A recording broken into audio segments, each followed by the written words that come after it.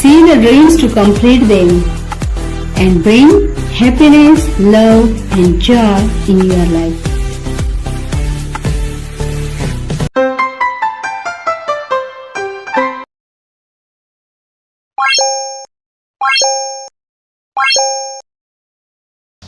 नमस्कार, मी वैशाली. स्वागत आहे आपलं बी द बेस्ट हे यूट्यूब चॅनलमध्ये. तर स्वामी विवेकानंद म्हणता की स्वतःसाठी वेळ द्या, स्वतःशी आत्मसंवाद साधा किंवा स्वतःशी बोला, स्वतःला भेटा. कारण आपण दिवसातून कितीही श्रेष्ठ मोठ्या व्यक्तींना भेटलो तरी जर आपण स्वतःशी बोललो नाही, स्वतःला भेटलो नाही, तर तुम्ही एका अतिशय आदर्श चांगल्या व्यक्तीला भेटण्यापासून वंचित राहाल. कारण या जगात सर्वश्रेष्ठ म्हणजेच आपल्यापेक्षा मोठा किंवा महान असं कोणीही नसतं. म्हणून आपण सर्वप्रथम आपल्या आपल्या स्वतःची काळजी घेतली पाहिजे. कारण आपण जन्मतःच आपल्याला जेव्हा अनुभव घ्यायला आपण सुरुवात करतो तर पहिला आपला अनुभव असतो, त्याच्यातूनच आपण हे जग किंवा इतर गोष्टी शिकत जातो. म्हणजे सर्वात महत्त्वाचं किंवा सर्वात प्रथम आपण स्वतः असतो, आपला असतो. A very basis of your experience is self. म्हणून आधी स्वतःला पूर्ण करा, स्वतःची इच्छा आकांक्षा पूर्ण करा, स्वतःच्या मनाप्रमाणे जगा आणि मग इतरांना देण्याचा प्रयत्न करा. First fill your cup and then let it flow to others. आता आपण एखादं झाड बघतो फळांनी बहरलेलं, आधी त्याला स्वतः बहर येतो, मग ते हळूहळू त्याला फळं लगडतात आणि मग त्याचा इतर जण आस्वाद घेऊ शकता किंवा आनंद घेऊ शकता. म्हणजे आधी ते स्वतः स्वयंपूर्ण असतं आणि मग ते इतरांना देतं. तसं आपण जर सफरचंदाच्या झाडाजवळ गेलो तर आपल्याला सफरचंद मिळेल किंवा आपण आंब्याच्या झाडाजवळ गेलो तर आंबा मिळेल. त्याप्रमाणे आपल्याजवळ जे असेल ते आपण इतरांना देऊ शकू. मग आधी आपणच समाधानी आनंदी असेल तरच आपण ते इतरांना देऊ शकू. एखाद्याच्या मनात फक्त राग द्वेष असा असेल आणि त्याच्याजवळ दुसरं कोणी गेलं तर तो त्याला तेच देणार आहे. म्हणून आधी आपण चांगल्या गोष्टींनी परिपूर्ण व्हा. मग आनंद असेल किंवा सेल्फ केअर असेल, सुख समाधान, हे सर्व आधी स्वतः मिळवण्याचा प्रयत्न करा आणि मग इतरांना देण्याचा प्रयत्न करा. कधी कधी आपण स्वतःला वाढून घेतलेलं ताट असतं किंवा आपल्याला मिळालेलं ताट असतं आणि कोणीतरी आलं तर आपण आपलं ताट त्याला देतो. पण असं आपण एकदा करू, नंतर जर दुसऱ्यांदा ताट घेतलं, परत कोणी आलं आणि त्यालाच देत राहिलो तर आपल्या आयुष्याला तशीच सवय लागते. म्हणजे आपण स्वतः आलेलं किंवा देवाने आपल्याला दिलेलं, आपल्या वाटेला दिलेलं जर इतरांना देत राहिलो तर हे त्यागच आपल्याकडून घडत राहील आणि आपण स्वतः आपलं ताट दुसऱ्यांना देऊन ताट कळतच राहू. समजा एखादा मंदिरात प्रसाद वाटताय आणि तुम्ही तो घ्यायला गेले, पण दुसरा जर लाईनीत आला आणि तुम्ही तुमचं त्याला दिला प्रसाद, मग तिसरा आला तुम्ही त्यालाच देत बसले, असं तुम्ही इतरांचाच विचार करत गेले तर शेवटी तुमच्या हातात तेलही गेलं आणि तूपही गेलं अशी अवस्था होऊन जाईल. तर जे देवाने आपल्यासाठी दिलेलं आहे, आपला त्याच्यावर अधिकार आहे, तर ते आपण आधी स्वतः त्याचा आस्वाद घेतला पाहिजे आणि नंतर ते इतरांना वाटण्याचा प्रयत्न केला पाहिजे. नाहीतर मग आयुष्यभर तुम्ही ताटकळतच राहाल आणि हृदयातील भगवंत राहिला हृदयातून उपाशी, अशी तुमची अवस्था होऊन जाईल. किंवा कधी कधी आयुष्यात असाही प्रसंग येतो की आपल्याजवळ पैसे असतात आणि समोर एखादं दुकान असतं, छोटीशीच गोष्ट आपल्याला खावीशी वाटते, पण तरी आपण बचत करायची म्हणून किंवा नंतर कधीतरी घेऊ म्हणून खात नाही आणि स्वतःचाच आत्मा किंवा जीव आपण काय करत असतो तर स्वतः असतो. तर असं तुम्ही कधीही करू नका. जेव्हा तुम्हाला जी गोष्ट खावीशी वाटेल किंवा प्यावीशी वाटेल तर ते तुम्ही घ्या. कारण आपण म्हणतो नंतर ते करू, पण समजा आता तुम्ही आज एका बस स्टँडवर किंवा कुठे उभे आहे, तिथे तुम्हाला ते मिळतंय तर तुम्ही आत्ताने घेतलं आणि नंतर तुम्ही म्हटले घेऊ, तर पुढच्या वेळेस कदाचित त्या बस स्टँडवर तो पदार्थच उपलब्ध नसेल किंवा तुमची बसच जास्त वेळ थांबणार नाही. तर असंच तुमचं आयुष्यातून ते सगळं हुकत राहील. तर मग देवही म्हणेल मी तर तुला संधी दिली होती, तुझ्याकडे सगळं होतं, तेव्हा तू त्याचा स्वीकार केला नाही आणि मग त्याच्यामुळे आता तुलाही ती वेळ येणार नाही. त्याच्यामुळे आपल्याला जेव्हा जी संधी मिळेल तेव्हा आपण आधी तिचा उपभोग घ्या, नंतर करू असं करू हे म्हणू नका. आणि असं करत राहिले तर ते कधीच पूर्ण होत नाही आणि आपल्याला तशीच जीवन जगायची सवय लागते आणि मग नंतर आपण दोष देत राहतो, मला हे घ्यायचं होतं, ते खायचं होतं, पण वेळच आला नाही किंवा पैसेच राहिले नाही. आणि खूप जणांचं मग आपण आयुष्यात बघतो, दात येतो चणे नाही, चणे येतो दात नाही, अशी अवस्था होते. त्याच्यामुळे तुम्हाला जेव्हा जे करावंसं वाटेल तेव्हा ते अगदी सहजपणे करत जा, कसलाही विचार करत जाऊ नका.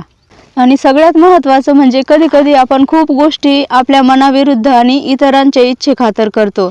समजा आज तुम्हाला सुट्टी आहे, रविवार आहे आणि तुम्ही ठरवलंय की आज आपण पूर्ण दिवसभर आराम करायचा, रिलॅक्स व्हायचं, एखादा पिक्चर बघायचा किंवा घरातच लोळत पडायचं.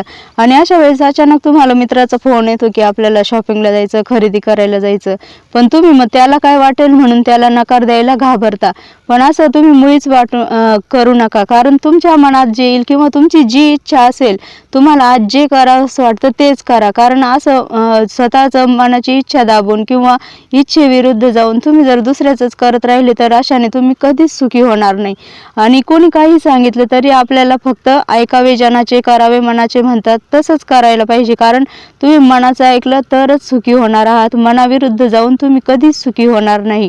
तर असं तुम्ही दुसऱ्याचं ऐकून किंवा दुसऱ्याच्या इच्छेसाठी स्वतःचं मन मारून स्वतःच्या इच्छा बाजूला ठेवून जर जगत असाल तर तुम्ही कधीही सुखी होणार नाही.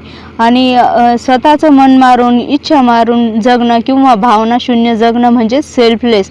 आणि जेव्हा तुम्ही सेल्फलेस जगाल तर तेव्हा तुम्ही कधीच सुखी होणार नाही. म्हणून तुम्हाला थोडंसं सेल्फिश झालंच पाहिजे, आपल्या मनाचं ऐकलंच पाहिजे. आणि आपण एकाच वेळेस सर्वांना सुखी नाही करू शकत. एकतर तुम्ही सुखी राहाल किंवा तुमचा मित्र सुखी होईल. तुम्ही त्याचा विचार केला तर तुमच्या विरुद्ध, तुमच्या इच्छेविरुद्ध जावं लागेल. आणि तुमच्या मनाचा विचार केला तर त्याचं मन दुखावेल. पण जर तुमच्या वाट्याला आज निवांतपणा आलाय, देवाने सर्व संधी उपलब्ध करून दिली, तर तुम्हाला ती उपभोगताच आली पाहिजे. नाहीतर मग काय तुला उपयोग आंधळ्या दीपासून उशाशी अशी तुमची गत होऊन जाईल. म्हणजे जे जे आपल्या वाट्याला आलंय, जे सुख, जे आनंद, जे ताट, जर ते तुम्ही स्वीकारायला तयार नसेल तर तुमच्या वाट्याला दुःखच येणार आहे. अजून एक महत्त्वाची गोष्ट म्हणजे कितीतरी लोक असतात की आपल्याला ते सांगतात तू छान आहेस, तू सुंदर आहे किंवा तू असंच आहे, काळा आहे, गोरा आहे. तर आपल्याला माहीत असतं की आपण कसं आहोत, आपण किती हुशार आहे, किती स्मार्ट आहे किंवा किती चांगलं आहे स्वभावाने कसं आहे. त्याच्यामुळे कोणी तुम्हाला चांगलं म्हणो किंवा वाईट म्हणो याचा परिणाम तुमच्यावर व्हायलाच नको. तर म्हणजे आपण अनुभवातून किंवा आपण त्यांच्यापेक्षा स्वतःला जास्त चांगल्या पद्धतीने ओळखत असतो. त्याच्यामुळे तुमचा आनंद दुसऱ्या कोणाच्या याच्यावर अवलंबून राहायलाच नको, मतावर.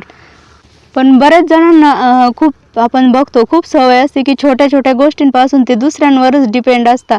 म्हणजे अगदी ड्रेसच्या चॉईसपासून तर मोठे निर्णय घेण्यापर्यंत ते दुसऱ्यांवर अवलंबून असतात. कोणी म्हटलं का हा रंग तुला छान दिसतो किंवा हा ड्रेस तुला छान दिसतो, मग ते स्वतःला नाही आवडलं तरी ते ट्राय करता किंवा तो म्हणतो म्हणून ते तसं वागतात, तसे राहतात. पण आणि कधी कधी त्यांची स्वतःची इच्छा असते की आपण हे घालावं किंवा हे त्यांना आवडतं, तरी ते विचार करत बसतात जग काय म्हणेल, कसं दिसेल, घालू की नको. तर स्वतःला काय आवडतं याच्यापेक्षा ते इतरांचा विचार करत बसता, काय दिसेल, कसं दिसेल, घालू की नको असाच ते विचार करता. आणि स्वतःवर आवडत असून ते आवड किंवा त्याच्यावर मुरड घालून ते इच्छेविरुद्ध जगत राहता. किंवा दुसरं एखादं उदाहरण घ्यायचं झालं तर आता समजा मला चहा पिण्याची तीव्र इच्छा झाली, माझ्या पर्समध्ये भरपूर पैसे आहे, मला भरपूर वेळ पण आहे, मग मी जाऊन चहा पिऊ शकते. पण मग सामान्य लोक किंवा कॉमन पीपल जे आपण म्हणतो ते काय करतात, त्यांना कोणी सोबत येतं का ते शोधत बसता.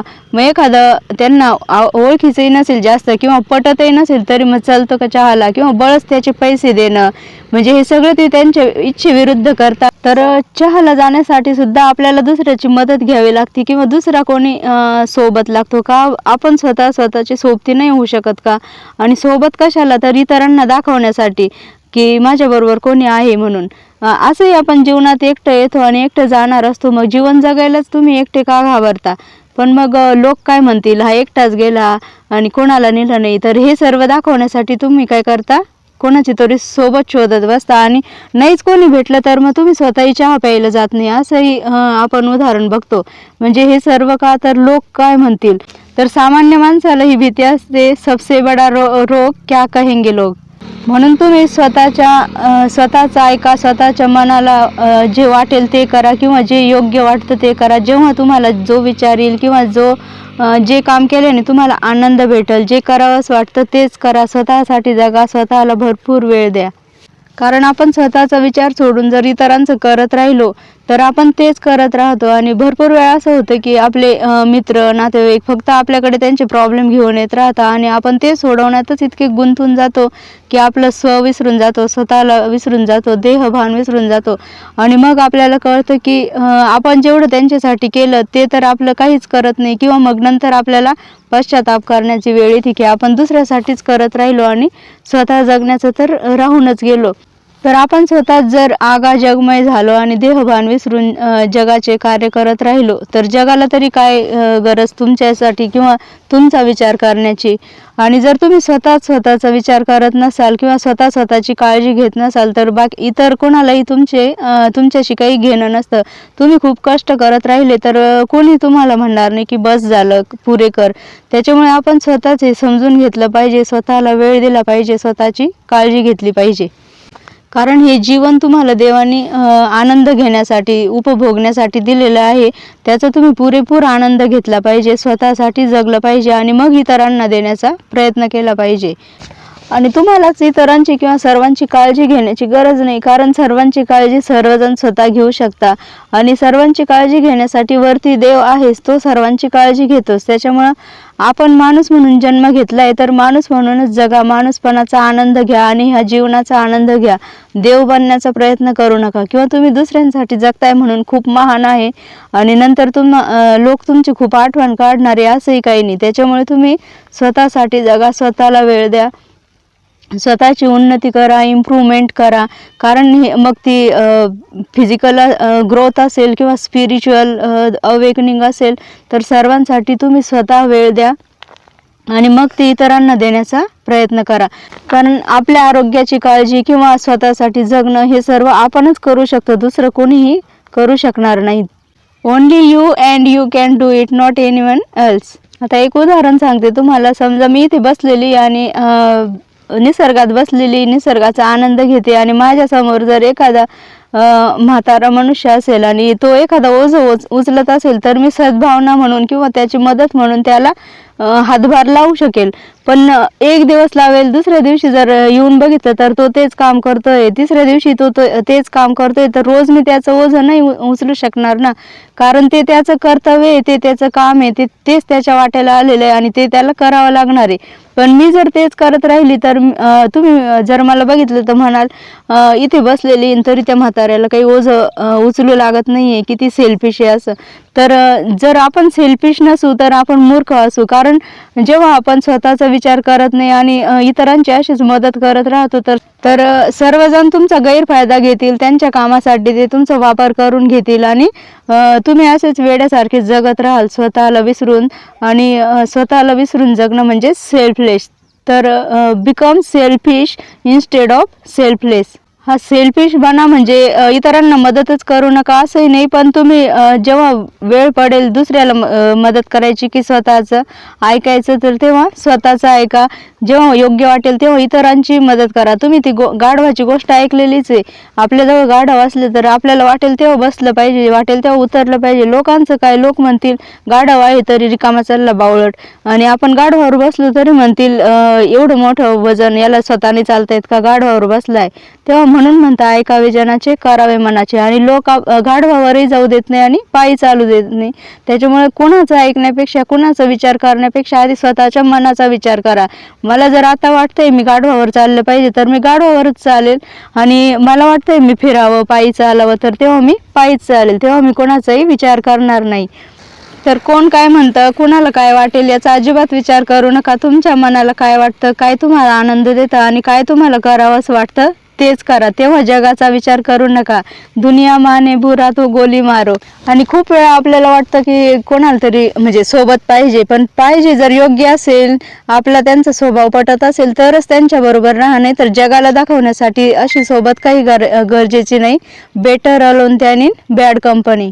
जर आपला आत्मसन्मान आपण करत नसू, स्वतःचा मान आपण ठेवत नसू तर इतरांना तरी काय गरज. दुसरे का तुमचा सन्मान ठेवतील किंवा तुम्हाला मोठेपणा देतील किंवा तुमचा विचार करतील. म्हणून आपणच आपला विचार केला पाहिजे.